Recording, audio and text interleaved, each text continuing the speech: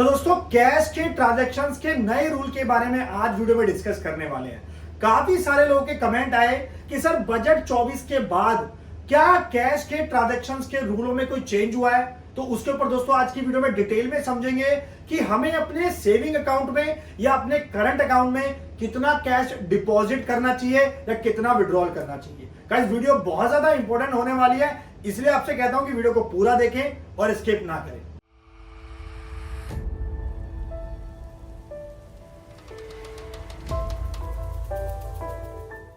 नमस्कार, मैं दीपक बैसला आपका स्वागत करता हूं हमारे YouTube चैनल पर। दोस्तों चैनल पे तो वीडियोस को लाइक करें, शेयर करें और आपको एक छोटा सा काम जरूर कर देना है जो कि बिल्कुल फ्री में है।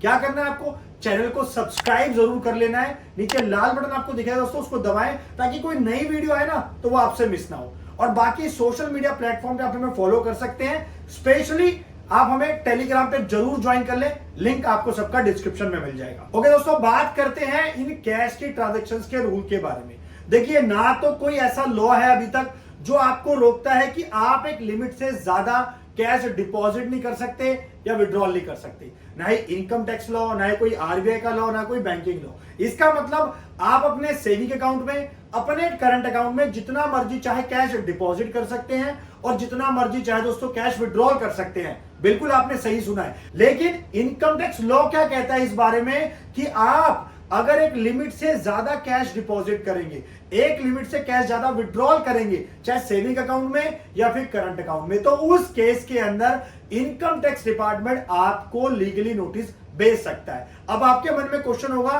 कि सर सेविंग अकाउंट में डिपॉजिट करने की या करंट अकाउंट में डिपॉजिट करने की, विड्रॉल करने की वाकई में कोई लिमिट है? दोस्तों बिल्कुल है।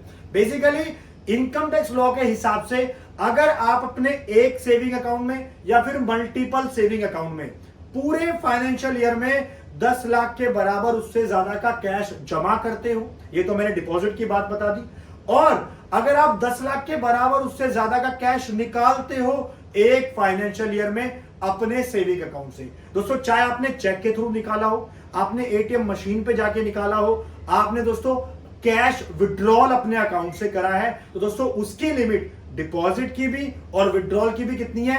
10 लाख रुपए। यानी कि डिपॉजिट को 10 लाख अलग काउंट करेंगे, विड्रॉल को 10 लाख अलग काउंट करेंगे। अब दोस्तों क्या होता है इन सारे केसेस के अंदर? इनको इनकम टैक्स डिपार्टमेंट कहता है हाई वैल्यू ट्रांजैक्शन, यानी कि स्पेसिफाइड फाइनेंशियल ट्रांजैक्शन। यानी कि एक पर्सन ने अपने अकाउंट में, अपने सेविंग अकाउंट में, चाहे उसका एक अकाउंट हो चाहे मल्टीपल अकाउंट हो, उसने 10 लाख के बराबर उससे ज्यादा का कैश डिपॉजिट कर दिया। तो गाइस इनकम टैक्स डिपार्टमेंट यहां पे क्या चेक करने की कोशिश करेगा, क्या स्क्रूटनी करने की कोशिश करेगा कि जिस पर्सन ने, जिसके पैन पर इतना सारा कैश डिपॉजिट हुआ है, क्या उसने आईटीआर भी फाइल करी है कि नहीं करी है। और अगर नहीं करी है तो ऑब्वियसली दोस्तों उसको नोटिस तो आ ही जाएगा, और नहीं अगर करी भी है तो उस केस में ये जाना चाहेगा, ये चेक किया जाएगा डिपार्टमेंट के द्वारा कि कितने की आईटीआर फाइल करी है। यानी कि उसने जो है आईटीआर तो फाइल करी है 2 लाख रुपए की और कैश डिपॉजिट कर दिया पूरे साल में 15 लाख रुपए का। तो गाइस इन सारे केसेस के अंदर इनकम टैक्स डिपार्टमेंट के पास पूरा अधिकार है कि वो आपको नोटिस भेज सकता है। अब आपके मन में क्वेश्चन होगा, सर ये इनकम टैक्स डिपार्टमेंट को कैसे पता चलेगा कि मैंने अपने सेविंग अकाउंट में 10 लाख से ज्यादा का कैश जमा करा दिया या मैंने अपने सेविंग अकाउंट से 10 लाख से ज्यादा का कैश निकाल लिया?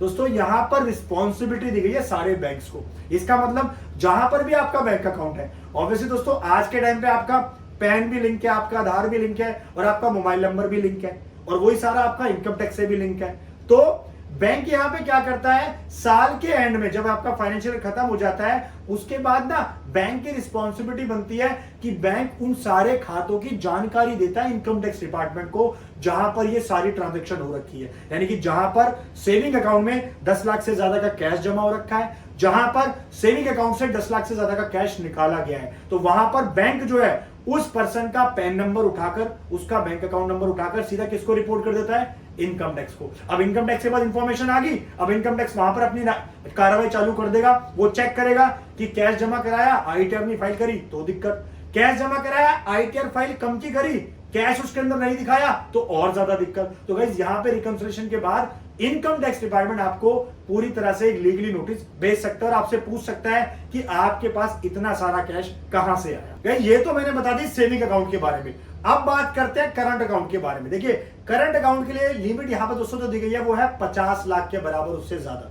यानी कि आप अपने एक करंट अकाउंट में या 2 करंट अकाउंट में आपके पास 10 करंट अकाउंट है और आप एक फाइनेंशियल ईयर में 50 लाख के बराबर उससे ज्यादा का कैश डिपॉजिट करते हैं या 50 लाख के बराबर उससे ज्यादा का कैश निकालते हैं, तो गाइस इसको भी यहां पर हाई वैल्यू ट्रांजैक्शन बोला जाएगा और अकॉर्डिंगली इन सारी ट्रांजैक्शन को बैंक दोबारा रिपोर्ट कर देगा।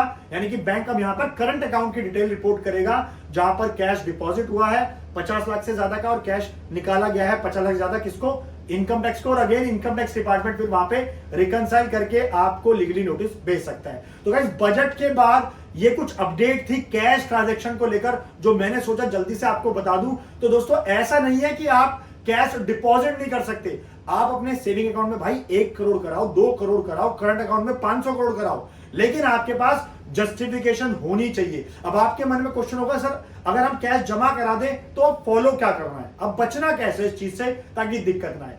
देखिए पहले तो ये अगर आपका कोई सैलरी अकाउंट है और उसके अंदर आपकी दोस्तों सैलरी आ रही है, अब सैलरी के अलावा आपने 15 लाख रुपए कैश जमा करा दिया तो वहां पर आपको जस्टिफिकेशन देनी पड़ेगी। अब वो तो आपको पता होगा ना कि आपके पास 15 लाख रुपए आए कहां से। अगर कोई बिजनेस वाला पर्सन है तो दोस्तों वो अगर रिटेल में ज्यादा काम कर रहा है और वो 15 लाख 18 लाख कैश डिपॉजिट कर रहा है तो वो तो बच सकता है, क्योंकि वहां पर वो दिखा देगा कि भाई मेरा कैश में बिजनेस है, कैश में लेता हूं अकाउंट में डिपॉजिट करता हूं और अकॉर्डिंगली मैंने अपनी आईटीआर में भी दिखा दिया है। दोस्तों यहां पे दोनों चीजें मैटर करती है, कैश जमा कराना और उसको आईटीआर में दिखाना। तो आप कैश डिपॉजिट कर रहे हैं साथ में उसको दोस्तों आपको आईटीआर में जरूर दिखाना है, वरना आपको यहां पे दिक्कत आ सकती है इनकम टैक्स की तरफ से। और गाइस इवन आप हमारी एक्सपर्ट टीम से भी कोई कंसल्टेंसी चाहते हैं तो आप नीचे के नंबर पे कॉल कर सकते हैं, हमारी टीम से बात कर सकते हैं दोस्तों को, क्योंकि डिपार्टमेंट जो है रेगुलर नोटिस भेजता रहता है जहां पे लोगों ने कैश डिपॉजिट कराया है।